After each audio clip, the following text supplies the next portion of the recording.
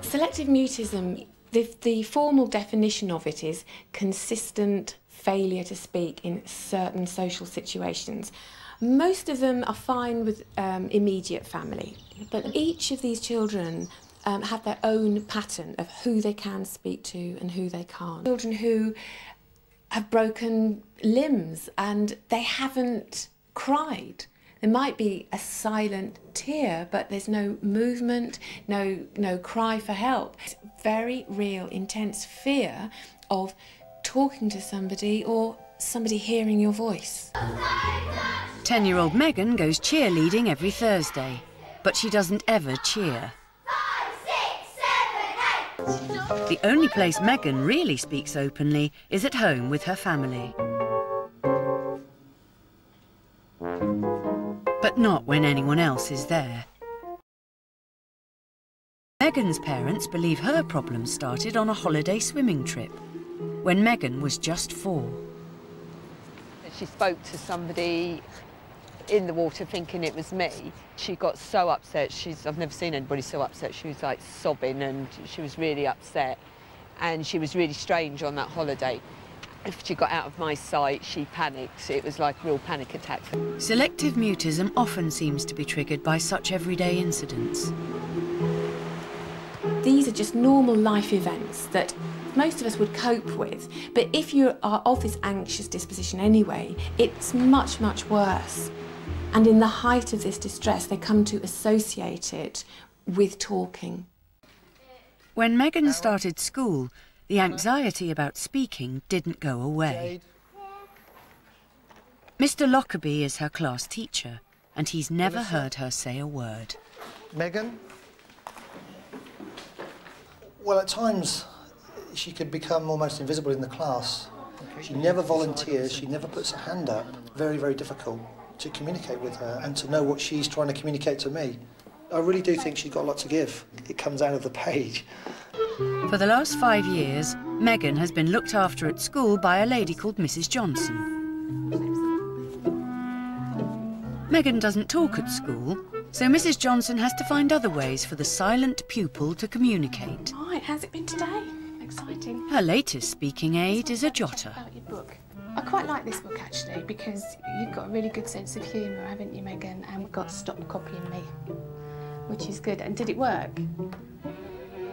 Do you enjoy coming to see Mrs. Johnson? That's good to hear. 2 weeks. 2 weeks to your holiday? Mrs. Johnson has never given up asking her questions. But to date, she's never had an answer. If selective mutism isn't dealt with early on, then potentially there are serious consequences.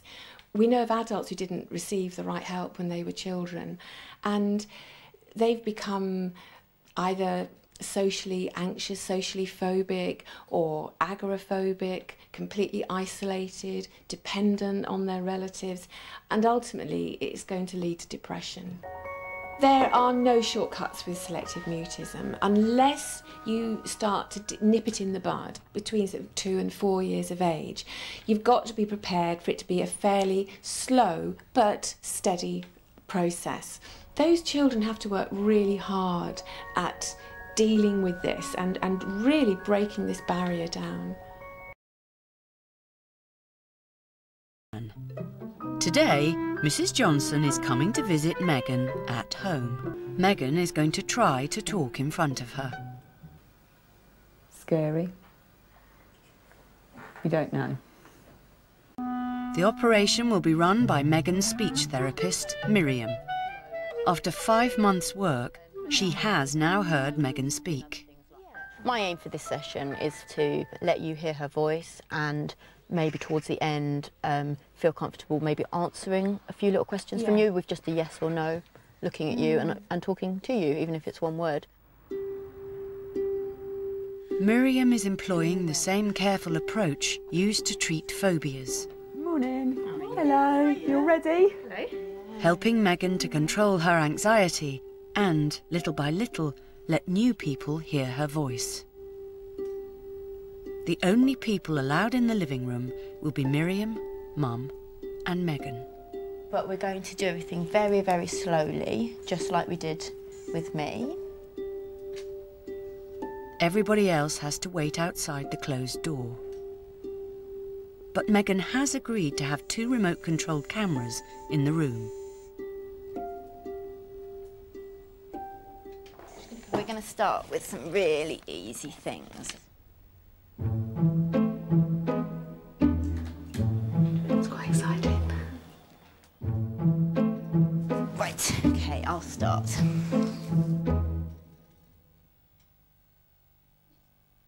1, 3, 5, 7, 9.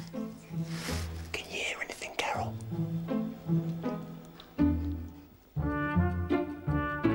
The procedure moves on to stage 2, the opening of the door. Okay, and we're going to have this door ajar, and you can just stay on the steps. Okay, January, March, May, July, September. It's a tiny voice, but it can be heard in the hallway.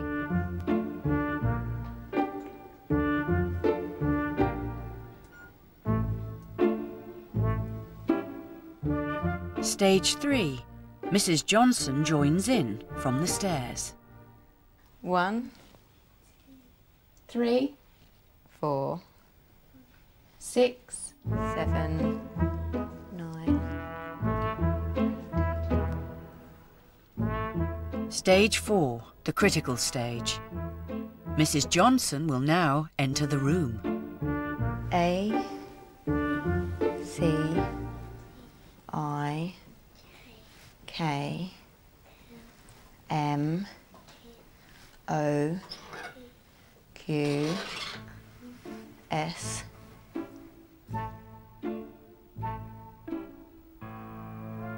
Megan, what colour's the sun?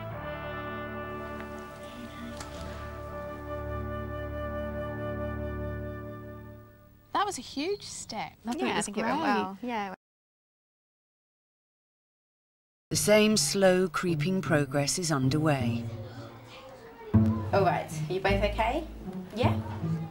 Megan's class teacher, Mr. Lockerbie, can now join in the strange ritual of Megan's therapy sessions. 1, 2, 3, 4, 5, 6. I hope I don't muck it up when I get inside. Do something stupid and upset the whole proceedings. 1, 2, 3, 4, 20. 29. Let's start again. 1, 2, 3, 4, 5, 6, 7, A, B, C, D, E, 21. 22, 23. 24. Megan, what colour's the sun? Yellow. What colour is an orange? It's orange. Fantastic, brilliant, really, really good. It was just so sweet. The voice was just so sweet and amazing. And you think this is a normal thing that everybody normally does, and she's not doing it. When she did it, it was normal, and it felt right. Mr. Lockerbie said he liked it because he hadn't ever heard Megan before. And Megan, how did you feel about it? It seems some people are still off limits. Thumbs up, thumbs down, in the middle. Since the first time Megan spoke in front of her class teacher, things have gone rather quiet. It's now 7 weeks later, and despite regular therapy sessions, Mr. Lockerbie is having a problem striking up conversation with Megan. She's never answered me straight to my face. Even doing the register, I look up at her and she still looks at me and she doesn't move her mouth at all. I think it's going to take longer than I initially thought. Yeah, it's a lot harder for her than I think it is, or I think than we all think it is, and there's a lot more anxiety there. In an attempt to move things forward, Megan's speech therapist, Miriam, has come up with a bold plan.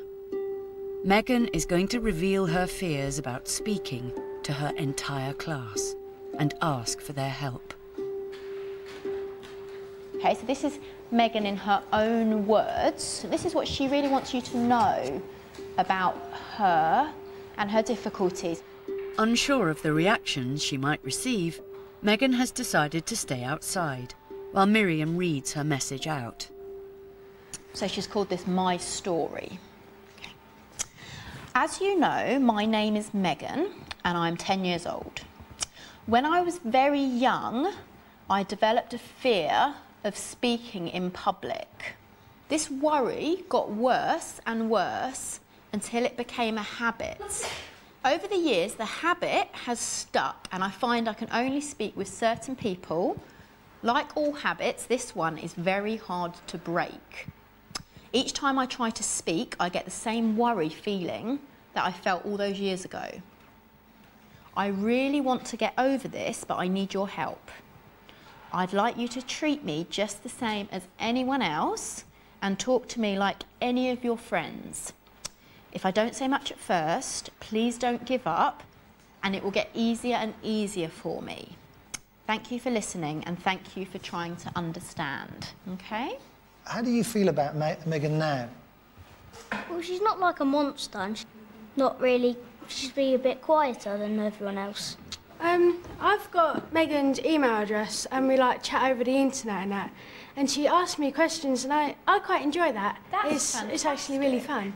Have you ever tried to come in and kind of No, not yet, but I am going to try. Yeah, good. You try that. I think that hopefully could It's funny, be a nice thing. It's funny, Miriam, because I've taught Megan for a long time, and I suppose it's the children have known.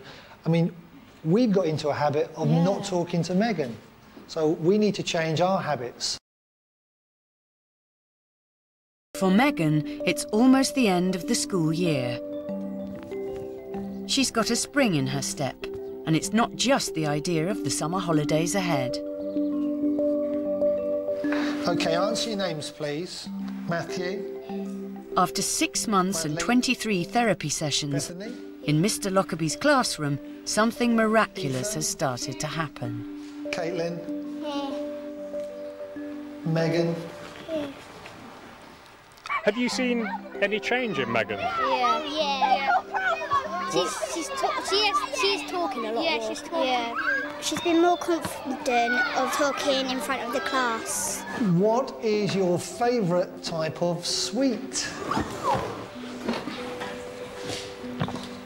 Kieran? Sherbet, lemons and wine gums.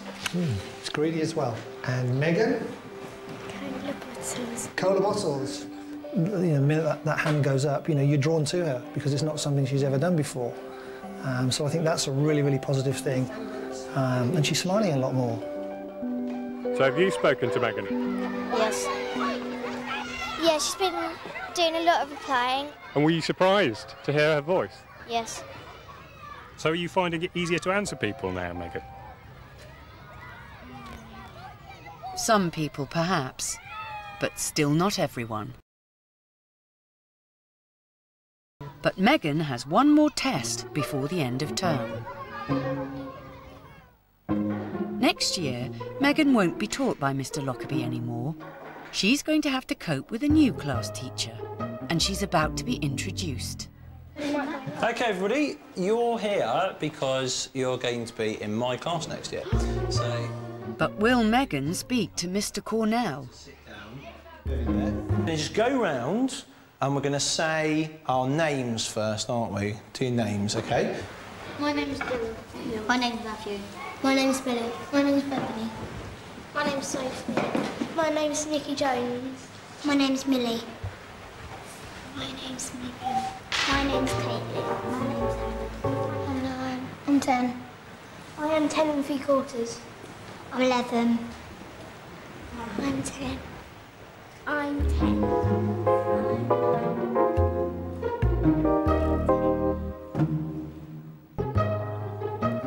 Step by step, they are all making progress.